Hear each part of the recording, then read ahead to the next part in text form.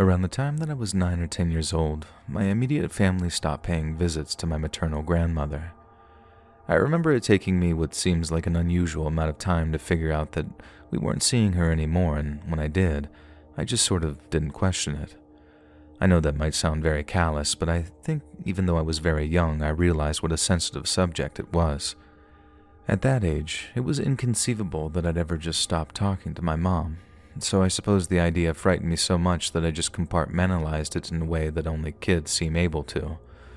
As I got older, I learned that they didn't talk anymore because they'd had a particularly vicious argument one day and simply decided not to see each other anymore. They hadn't had the best of relationships when my mom was a kid, but as much as there seemed to be a lot of backstory, I don't want to ask about it. It was all just so sad, and whenever she talked about it, the subject always had Mom on the verge of tears.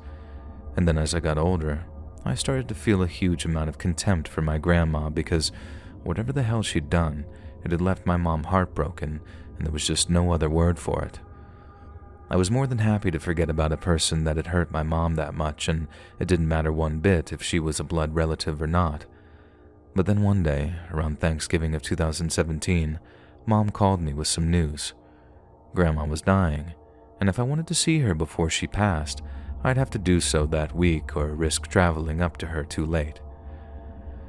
Knowing she was on death's door changed a lot for me, and I strongly considered going to visit her in whatever home or hospice she was in. But then, when I asked where the place was, the answer that came back almost knocked me off my feet. For a start, I was actually kind of surprised that Grandma was even still alive. I'd considered the possibility that she'd passed and we simply hadn't heard about it, so knowing we had one last chance to make peace with her was definitely a big perspective changer. I asked Mom if she'd be heading up to visit Grandma, and when she said no, I asked where Grandma actually was. Mom paused and then said, "She's up in Burlington, at a place called Chittenden." The name didn't ring any bells for me, nor should it now that I think about it. I asked Mom if Chittenden was like the name of her residential home or something, and the reply came back word for word. "Chittenden RCF, honey. Your grandma is in prison." You know, sometimes people will ask you, are you sitting down before they give you some crazy piece of bad news? I know why they ask that now, and I'm not saying I got anywhere close to passing out, but for a second or two, I completely retreated inside of myself. I couldn't think of a single word to say for what felt like a full 60 seconds. It was like a psychic bottleneck or something. 1,000 questions tried to get out at once, and as a result, not a single one made it out of my mouth. I briefly considered driving over to my mom's place so we could talk it out in person, as a conversation like that seemed too weighty for a phone call, but then I just couldn't wait. With each passing second, the curiosity burned brighter and brighter until all I could do was sit myself down on my couch, cradle my head in my hands, and over a loudspeaker, ask my mom to tell me everything. Like I said, Mom had a pretty rough childhood, and Grandma was basically the root cause of it. I wouldn't go so far as to call her a psycho or anything, because honestly, that seems like an insult to psychos everywhere. Because according to Mom, Grandma's cruelty wasn't chaotic. It was calculated.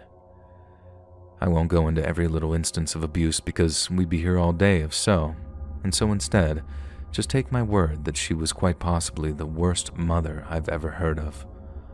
Mom put up with it for years until she finally realized that just because it was her mom doing it didn't make it okay. This happened right around the time I was born too, because I guess it had her reflecting on what a relationship might be like. But then, surprisingly, Grandma at least attempted to change her ways. I guess she knew that if she didn't, there's no chance of her developing a relationship with her grandkids, and that change in her behavior meant that until my age was approaching double digits, we either visited her or she visited us at least once or twice a month. That one day, totally out of the blue, Mom gets a call from a man claiming to be Grandma's attorney.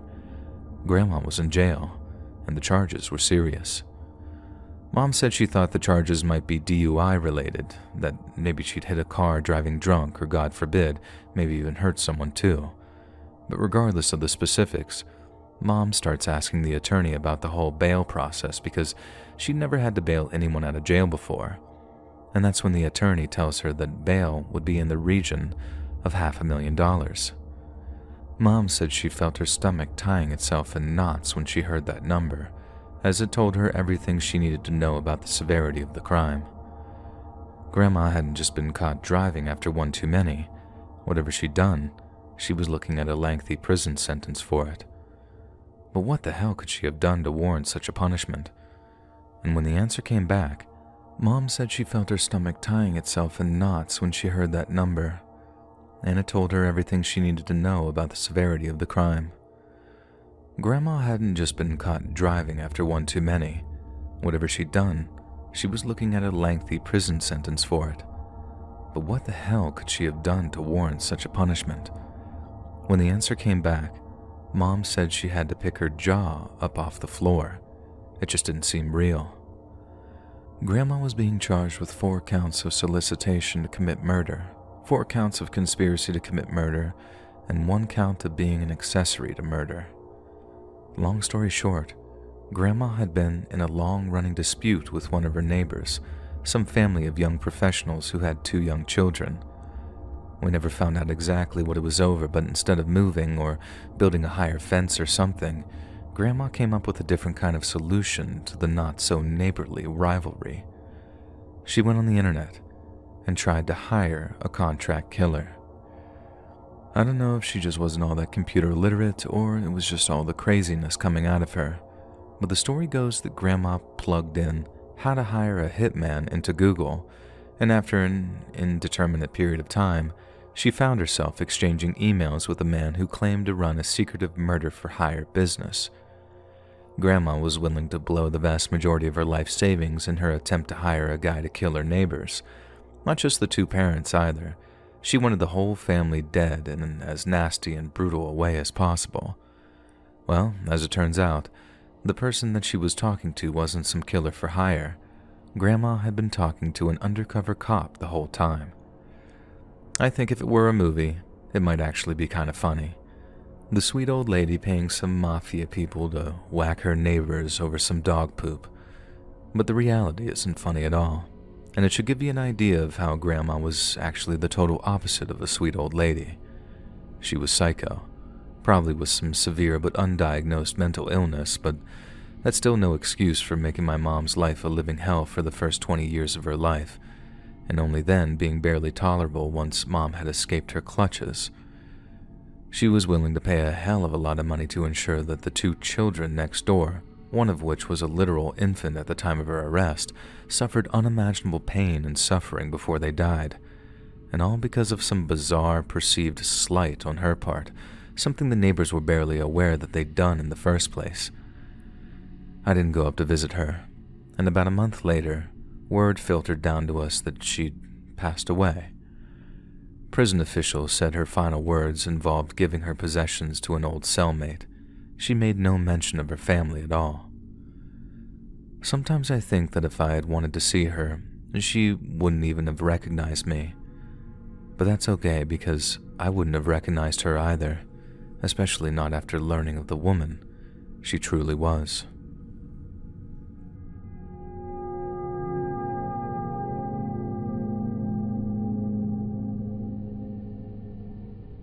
A couple years ago, after helping my elderly parents clear out their attic, I came across a box of old photos. I took a break from cleaning and carrying, then sat down on a full box to peruse them. Each page was a goldmine of nostalgia, but the albums I found the most interesting were the ones depicting my parents' childhoods. There was a whole album featuring shots of my mom's side of the family and another featuring my dad's. But as I went through the latter, I noticed something very curious. I always believed that I had one aunt, and that was it. But in the pictures, my father quite clearly had 2 siblings. At first I thought that it might have been a cousin of his or something, but as I progressed through the album, it became clear that, yes, I had a mystery uncle that I had been completely unaware of for the better part of 4 decades. As you can imagine, my first thought was to ask my mom and dad about it. Not in an overly confrontational way, but it wasn't exactly the kind of thing that I was happy to put off until a later date. I wanted to know, and I wanted to know right then and there, but as the saying goes, be careful what you wish for. The mysterious uncle was named Joe, and Uncle Joe had passed away when I was still in diapers, which is why I didn't remember him. He and my dad had been close, as the pictures had shown, but that made me all the more curious as to why he'd never mentioned him. When I brought it up, I immediately detected this contempt for my mom, which stood in contrast to the melancholy of my dad. This was my first big clue that whatever happened, it had been some sudden, random tragedy, or at least there had to be a little more to the story than that. And boy, was there ever. One day, Dad drives over to Uncle Joe's to borrow a hacksaw or something. He knocks on the front door and there's no answer, but instead of just driving back empty-handed, he walks into the backyard to let himself in the back door. The back door is open and my dad calls out for Uncle Joe, but again, there's no reply. His truck was in the driveway and his dogs were in the kitchen, so Dad figured that his brother was home, and he was. He was hanging by a necktie in his closet, and my dad was the one that found him. Dad said Uncle Joe was still warm when he found him and he tried CPR to bring him back, but it was no good. After that, he went out to his car, called 911, and just sat there crying until they showed up. I can't imagine how painful that must have been for him. Finding out your brother just took his own life is one thing, but being the one to find him, that's a whole other level of messed up. A lot of folks attended his funeral, all asking why Joe would do something like that because, to everyone that knew him, it was a complete mystery. He had no history of depression or anything like that, and I know some people can hide that stuff really well, so at this point it's almost cliche to say no one saw it coming. But Dad said that in Uncle Joe's case, that cliche applied double. He was a man's man, loved hunting and shooting, but he also wasn't one to bottle up his feelings. If he had a problem or something on his mind, he wasn't afraid to share it, and my dad was usually his first person to call. So as heartbroken and blindsided as everyone was, the worst thing was being plagued by the question of why. But just a few weeks later, Dad gets a call from the county sheriff who asks if he can stop by to have a talk with him. Dad said he had no idea what the sheriff might want to talk about, but wasn't suspicious of anything because they'd been in touch quite often since he found his brother's body. But when he got there and said what he had to say, it changed everything. In the weeks that followed Uncle Joe taking his own life, the local sheriff's department conducted a thorough investigation into the incident. They didn't want to speculate on what might have happened until they had all the available evidence, but once they did, an extremely chilling picture began to emerge, one that was all summed up in Joe's note. As you already know, all Joe did was hang himself in his closet, but according to the note, that's not what he planned to do, as it contained a long-winded apology on why he had to kill his whole family. He hadn't just planned on taking his own life, he had planned on killing my dad, my mom, and me, along with Lord knows who else before he finally decided to check out early. Obviously, Uncle Joe hadn't done that. He hadn't hurt anyone but himself. But there was also no mention or explanation in this note as to why he hadn't followed through with his plan. He'd obviously put some degree of thought into it. All his guns were loaded up and ready to rock, and all the spare ammo that he was packing suggested that he was planning on killing way more people than just me and my parents. But then, for some reason, when it came to actually going through with it, I guess he had second thoughts. Maybe he did what he did as a way of protecting us. I mean, that's what I choose to believe anyway. As for my parents, they don't know what to think, and when it came to that part of the conversation, my dad excused himself and left the room. Mom was still angry, and she said it wasn't at me for bringing it up, but you could tell she'd rather have kept the whole thing buried. If they didn't tell me, I might have gone digging for info myself, and with Uncle Joe's death certificate being up in that attic too, it was only a matter of time before I uncovered it of my own volition. Mom later told me that she gets mad because Dad has the same take that I do, that in a weird way, Uncle Joe is kind of a hero for what he did. It's like he killed the monster who was going to kill us, it's just that monster was him, somewhere inside his own head. I know that's messed up to say because ideally Uncle Joe didn't do any of that stuff and went and got himself whatever help he needed. That's what makes my mom so mad, too, is how my dad thinks of Joe as some kind of saint when, on any other day, he's driving over and gunning us down, along with God knows how many other people. But he didn't do that, because whoever planned on killing us, I choose to believe that wasn't my Uncle Joe. I'm not saying it was the devil or anything, but something took control of him, like a bug in a video game or something. His code went all wrong for a second, and when he realized what he was about to do, it scared him so bad that he did what he did, before it could take control of him again. Like I said, in an ideal world, Uncle Joe is still alive, but we don't live in an ideal world, and we gotta take our heroes wherever we can get them. So I guess it's rest in peace, Uncle Joe. I wish I understood what happened to you, but I guess the next best thing is being alive to wonder.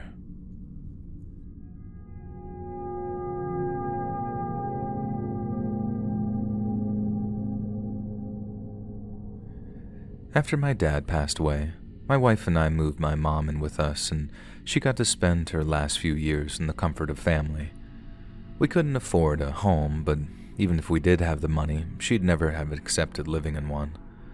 The way she saw it, selling the house and saving on retirement home money meant more cash towards our kids' college fund. But first, I'd have to clean the place out, do a little redecorating, then put the place on the market. And so one day, I went over to the house to start clearing it out. I started with the ground floors, made my way to the second, and then finally, I was faced with clearing out the attic. But then as I was doing so, I realized a lot of the stuff up there amounted to a chronicling of my family history. There were all kinds of photo albums, mementos from Hawaiian vacations, and then a whole folder stuffed with pieces of paperwork like birth and death certificates. And that's how I found out my last name was not actually my last name, and that at some point, my parents had gone about changing the name of our family. From what I could tell, this all took place when I was 4 years old, so it was no wonder I had no memory of it. But then, as you can imagine, I was intensely curious as to why this name change took place, so the first chance I got, I asked my mom about it. I already figured that the reason a whole family might change their name probably wasn't a good one. We'd been either running from something or hiding something, or probably a combination of the two. So when I put aside the time to actually sit down with Mom, show her the paperwork, and ask why our family changed its name, I knew it wasn't going to be an easy 2-minute explanation. The kids were at school, my wife was at work, and Mom was watching TV in our living room.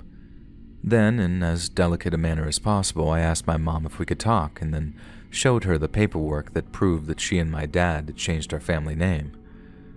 I'd expected some kind of emotional reaction, but instead, Mom acted resigned to my question. She knew that I'd probably find the paperwork during the process of clearing their home, which for the record wasn't the same one that I grew up in. The thought had occurred to her, and it had panicked her at first, but since the events in question were more than 40 years old, it was always an inevitability that I'd find out in some way. She figured then would be as good a time as ever. Mom explained that I had an uncle that I'd never been aware of, one who died when I was still in diapers. The circumstances of his death had caused a great scandal, so to avoid being harangued by journalists and vigilante types, my parents decided to change our name, then moved across the country to begin a new life. I think Mom tried to avoid telling me what I actually wanted to know. It was like watching her taking bites out of each side of a devil dog, carefully scraping away the cake part, too scared to get to what holds it all together. I had to ask her directly to get her to tell me, and this, in so many words, is what she said in return.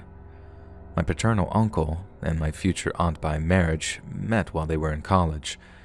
They had an on-again, off-again relationship, and apparently my father believed it was doomed.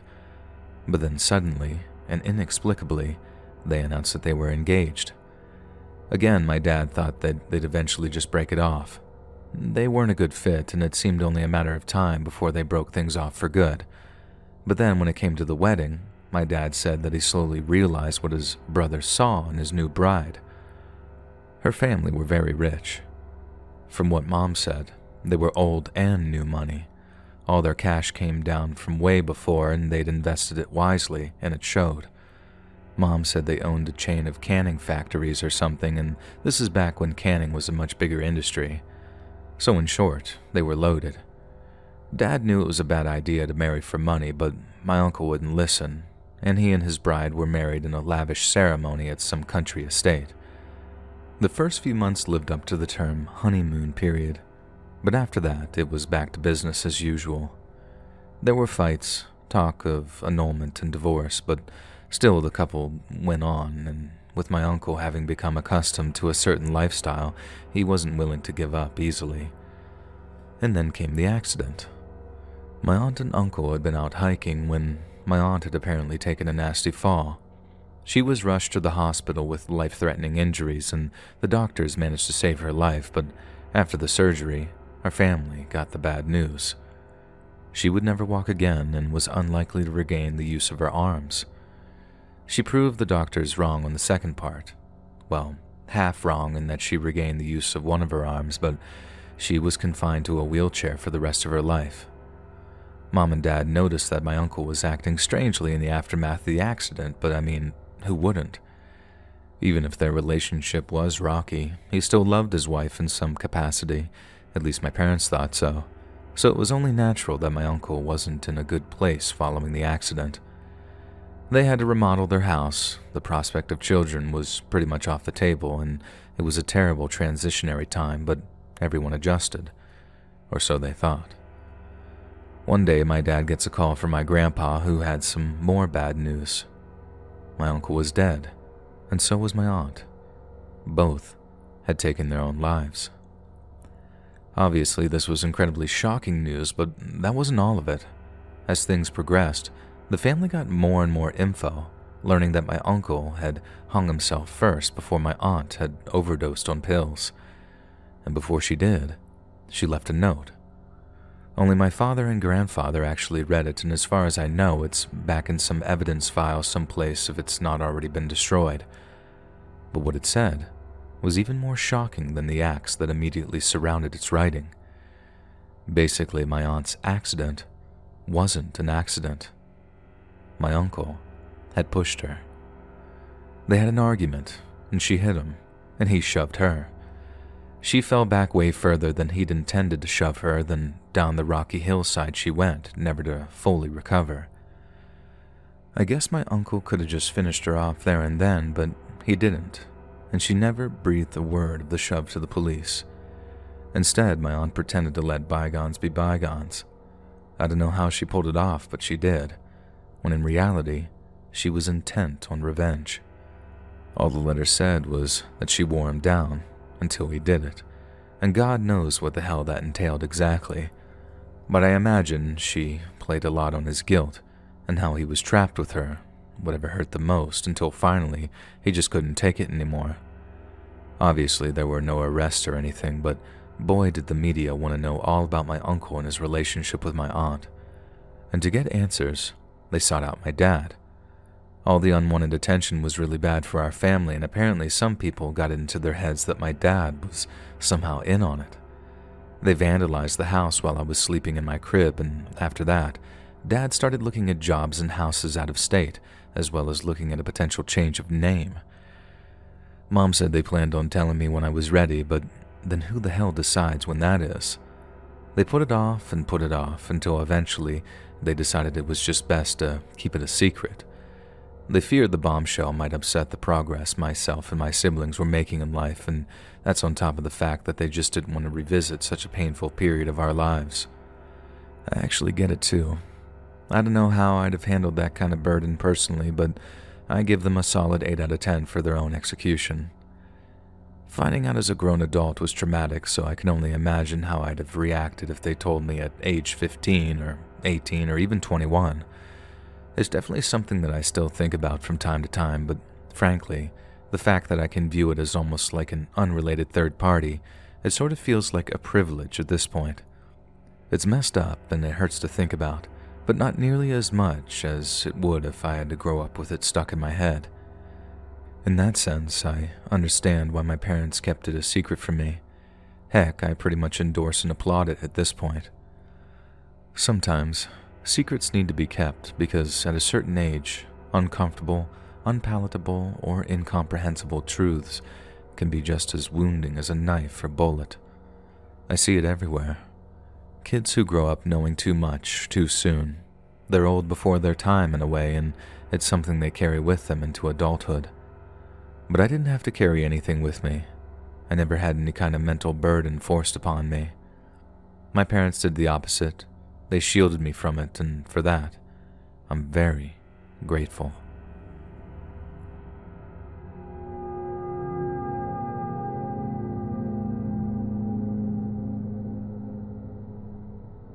I was really young when my family fell apart. Too young to really understand what's going on, but old enough for it to hurt like hell. My dad disappeared, and then my oldest sister moved out to California. Mom got depressed, sometimes stayed in bed all day, and for me and my siblings, we went through some pretty long, rough patches before we finally came to terms with what happened. And I think that only happened once Dad died. He wasn't interested in seeing or talking to us, which hurt as much as you can imagine. And then one day, we heard he was found dead up in some Wisconsin trailer park, having basically drank himself to death. There was a funeral, which we well attended, but our oldest sister didn't show up again until many years later, and this time at the funeral for my mom. My brother and sister weren't interested in talking to her, and I get it. She acted in almost the exact same way Dad did. Not wanting to talk to us, not wanting to see us, not even just a little, so we could at least hope of putting the family back together. So when she did finally show back up again, and did so purely on her own terms, our brother and younger sister united against her, and it was up to me to form the very morbid welcoming committee. I invited her to stay with me and my wife while she was back in town, but she declined and booked a hotel room instead. But then, the afternoon after the funeral, where we had a pretty good catch-up, she called and asked if she could come over for coffee. She was leaving town again the next day due to work commitments, and since our siblings still weren't returning her calls, she figured why not spend an evening with the only family member who would. I thought she just wanted to hang out and continue the catch-up, but as it turned out, she had something very specific she wanted to tell me, and at first I didn't even know if I actually wanted to hear it. The first inkling I had that she was about to drop something significant on me was when she asked if we could get some privacy. I had my suspicions that the meeting might be an emotional one, as there was no telling when we'd see each other again, so I simply brewed us a pot of coffee and then we went upstairs to my office to talk. My sister gave me a lot of backstory, but the gist of it was this. She told me the reason our family fell apart back when I was still in elementary school, and hearing it made my head spin. I've been loosely aware of the existence of an aunt on my dad's side, but we never spoke to her or saw her even when things were going good for us, and there was also a good reason for that. My aunt was crazy, which wouldn't have necessarily been a major problem on its own, but by the sounds of it, she had one hell of a criminal streak too. She drank, used drugs, she dabbled in selling her own body, and she hung out with some very bad people. Any kind of ally she had, she used up and spat out in a depressingly familiar routine. She'd play on your kindness, get whatever she needed, whether it be money, a place to stay, or a ride to heck knows where, and then she'd be gone again. Any promise of future sobriety having completely evaporated.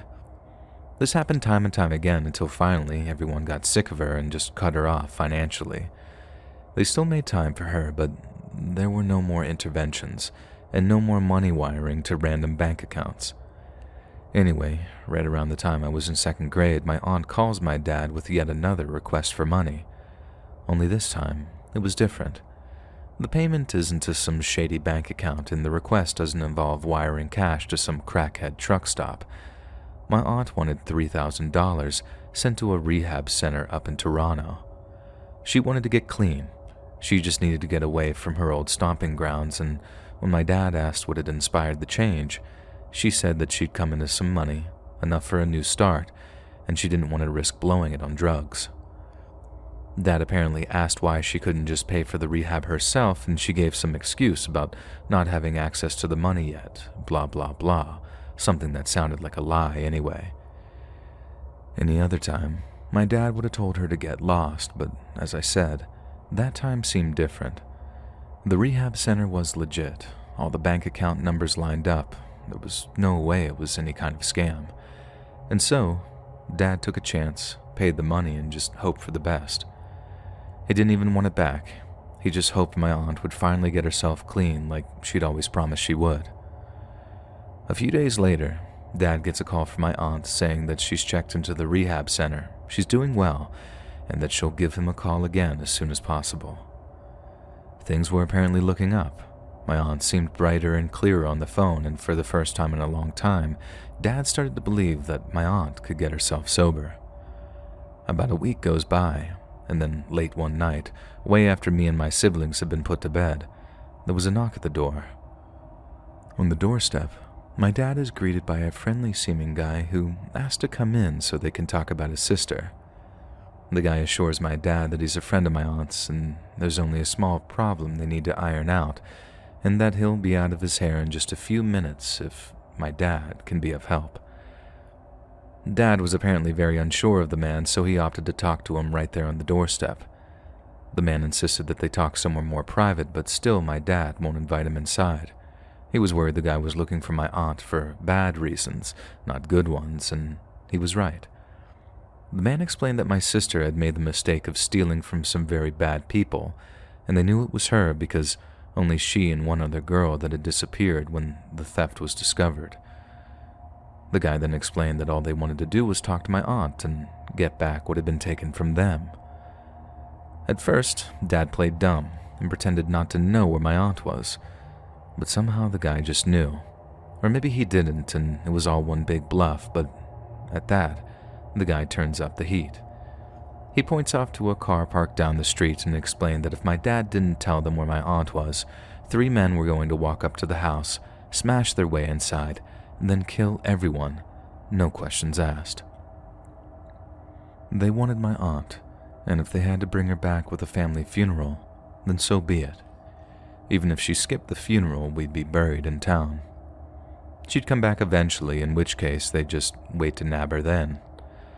There was no thinking it over either. My aunt had stolen a lot of money, so time was of the essence. Either my dad told him where she was, or we all died that night. I don't know what it was that convinced my dad that the guy was for real, but there must have been something, because he didn't try and call the guy's bluff. He told the man where my aunt was and then watched him leave before closing the door. How do we know all that so accurately? Because my eldest sister heard almost every single word, and when no one came to smash their way into the house, she put 2 and 2 together. Over the next few years, the guilt ate my dad alive. Only he and my oldest sister knew what had happened that night, and they never said a word to anyone. He couldn't stand the guilt, and she couldn't stand him for giving up his sister to someone who most probably killed her. And that's the thing too. We don't even know for certain. My sister and I had her declared a missing person up in Canada, and officially, she's on some database just waiting to be found and identified. But we also know that some bodies are never found, and if she was indeed killed by the people that she stole from, then we might never know who did the deed or where they disposed of her.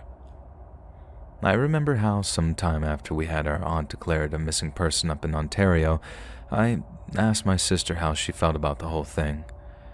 I've been wrestling with a lot of different thoughts in the time since she told me, the primary one being how my dad could have maybe tried a little harder to throw the guy off the scent. Those men wanted to get their hands on one person and one person alone, my aunt.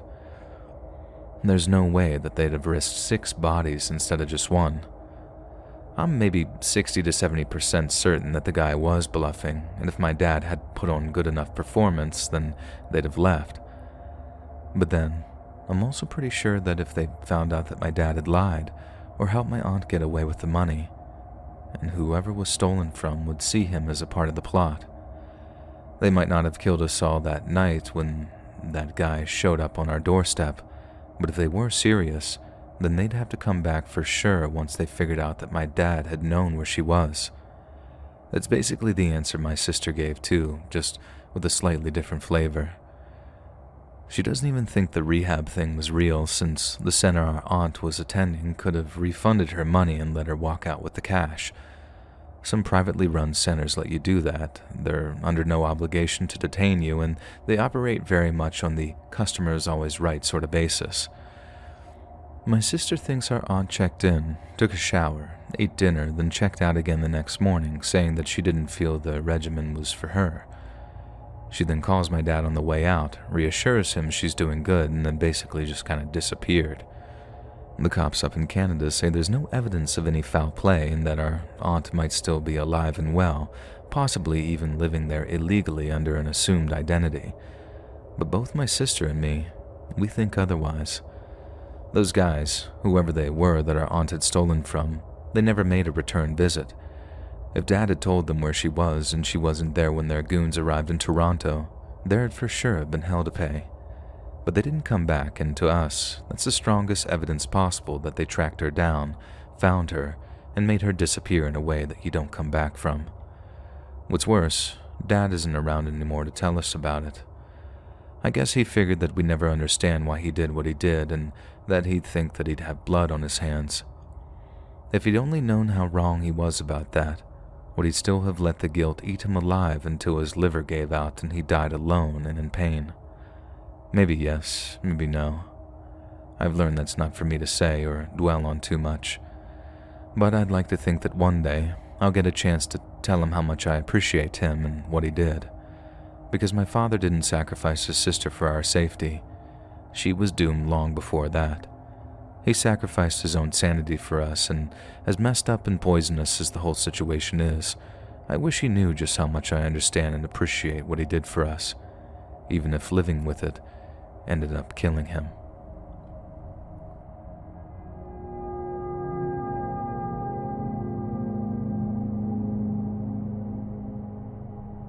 My father came to America in 1946 at the age of just 19 years old. He'd somehow survived growing up during WW2 in that era in Poland, and he tried his best to make a life for himself once peace arrived, but it proved impossible. So instead, he traveled 300 miles from his hometown to the northern port of Gdansk, where he hopped on a ship and sailed all the way over to Ellis Island. He made his way to Chicago, met my mother, and the rest is history.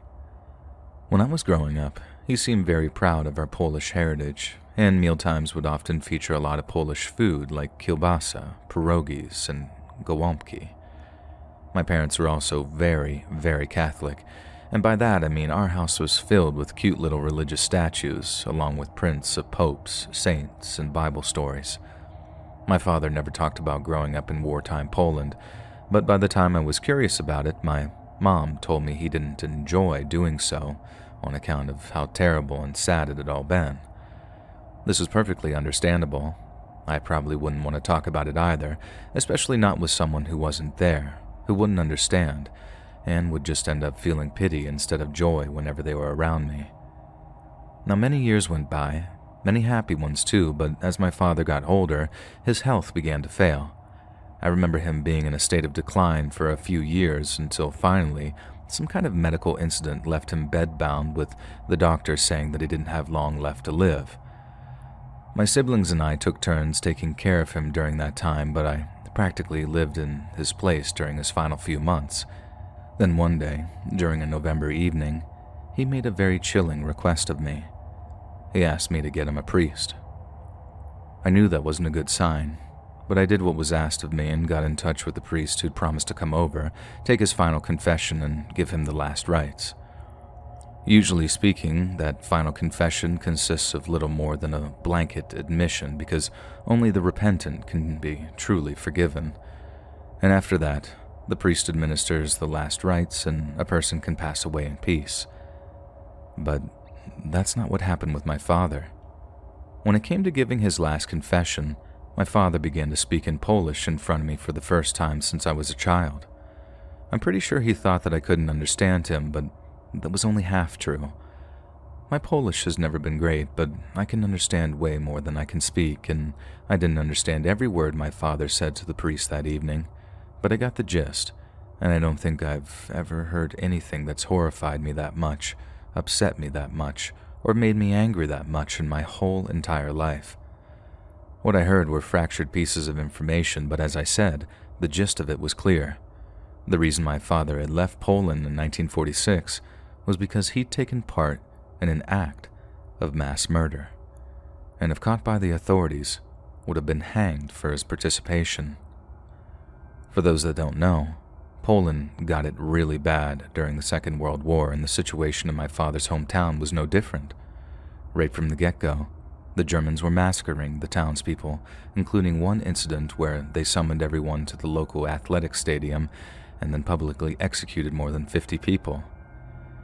There was a lot of resistance, with local partisans managing to kill a handful of SS officers, but every time they got hit, the Germans hit back 10 times harder.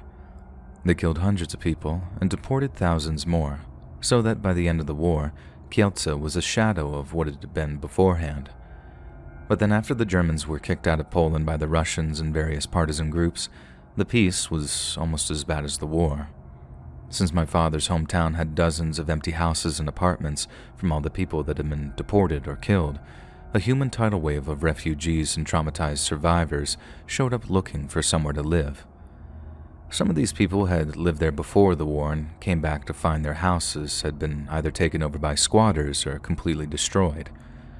So with no place else to go, they had to basically set up camp on the edge of town. The camp then grew and grew, with hundreds more refugees showing up because they heard my father's hometown was a good place to stay. Then, just like many situations like that, your good apples got along to get along, while the bad apples started giving the refugees at the camp a very bad reputation. One day, my father said it was summertime. A woman began running around town asking if people had seen her young son. He was 6 or 7 years old, around that kind of age, and he'd overstayed his curfew long enough for his mother to become worried. An impromptu search party was formed, and they go around asking if anyone's seen the boy. Then, in the course of their search, they either decide or discover that the missing boy had been playing out near the refugee camp with some of the kids who'd lived there. Well, one thing leads to another, and a posse of townsfolk march down to the camp and demand the return of the missing child. Someone in the camp doesn't take kindly to the accusation, and a fight breaks out. There were far more men in the camp than were in the posse, so they were soon overwhelmed and driven off. But when they showed back up in town, all bloodied and bruised, they told everyone the refugees did kidnap the kid. But not only that, they told everyone that people in the camp had kidnapped the boy and wouldn't give him back because they'd killed him. I guess the tension between the townspeople and the refugees was so bad that the townspeople didn't question the search party's claims. Then, just like in some old Frankenstein movie, the men and boys of the town formed a huge mob, then marched out of the refugee camp, and my father had been part of that mob.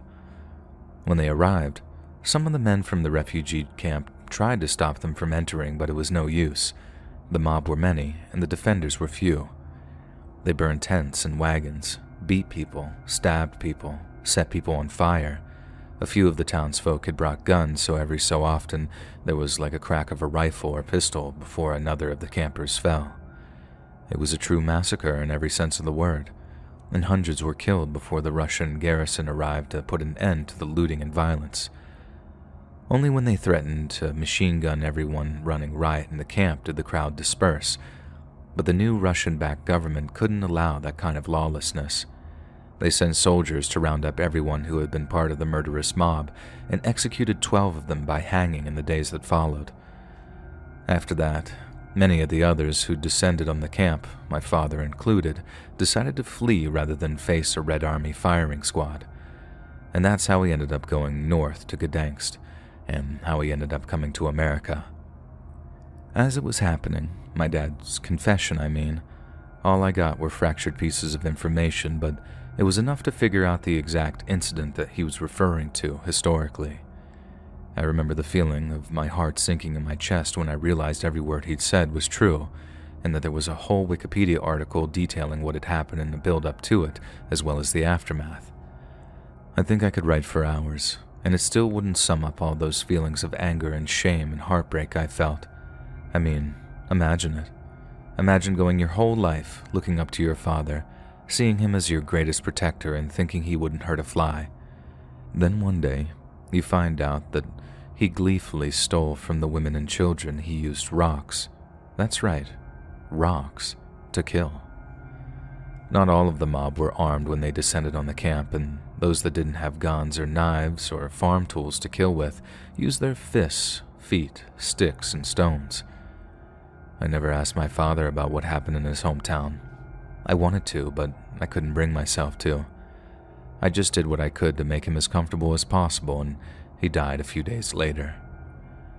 I never breathed a word of what I'd heard at his funeral, and all that horror and guilt was masked by grief, and when it came to dividing up his meager estate, I knew where my portion of the money was going. I'm sure the synagogue and the homeless shelter in my father's old Polish hometown were very surprised when donations of a few $1,000s each arrived in their bank accounts, but if they tried, they were unable to reach out and thank me for them. But that's okay with me because I didn't make those donations in my name. I made them in my father's.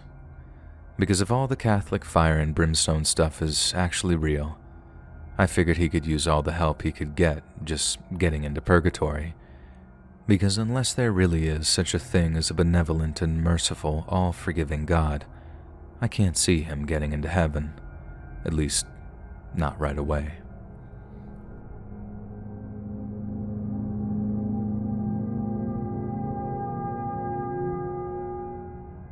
For a long time, what I'm about to tell you remained my family's deepest, darkest secret. Certain individuals would have been more than happy for it to remain that way too. Their thinking was, what people don't know can't hurt them. But others disagreed. When my aunt passed away following a long drawn-out battle with cancer, she gave her attorney a very specific set of instructions, and one of them involved delivering a package of old documents to me, personally. Upon opening it, one of the first things I laid eyes on were these newspaper clippings of birth announcements for 2 children. Some were much shorter than others and didn't reveal all that much info, but others revealed the names of the parents along with their last name. It was my last name, and the parents' names were the same as my parents. Apparently I had 2 older siblings, a brother and a sister, who should have been at least 10 to 15 years older than me, but I was raised as an only child. So what happened to my older brother and sister? What happened next is a long and drawn-out story that took place over the course of about 3.5 months, so I won't bore you with every little detail and update because that would take hours to write out otherwise. Basically, way before I was born, my mom and dad had 2 other kids and lived someplace far from where I was raised. Then one day, my dad came home from work to find Mom sitting in the TV room, staring at the blank, switched-off TV.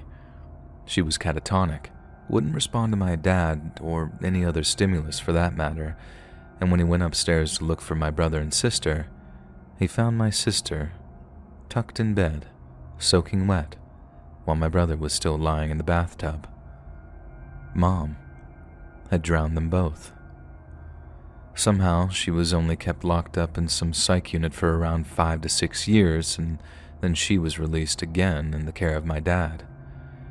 Everyone advised them not to have any more children, but my parents ignored all advice, moved across the country to escape all the naysayers and unwanted attention, and then a short time afterward, I was born. It took quite a while to put this all together, and the entire time, despite showing up on one occasion with tangible, physical evidence of what had happened, my parents denied the entire thing. It was all the denial that made me want to go no contact with them because there was so much I needed to discuss with them, but they wouldn't grant me any kind of explanation. I was the kid that never should have been born.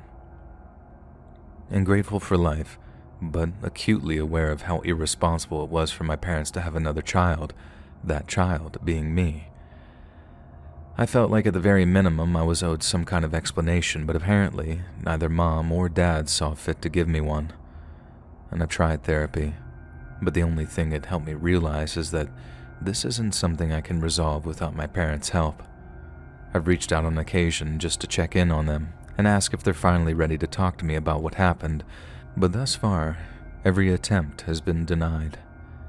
I hope that one day they'll be ready to talk about it, or at least one of them will be ready to talk about it. But every day that passes, the time I have left with them gets shorter and shorter, and sometimes I think they'll never be ready, I'm scared that the only things I'll have to connect me to the brother and sister I never met are old newspaper clippings and unanswered questions. Hey friends, thanks for listening. Click that notification bell to be alerted of all narrations.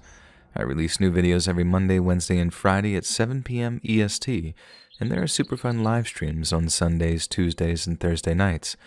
If you got a story, be sure to submit them to my subreddit, r/Let'sReadOfficial, and maybe even hear your story featured on the next video.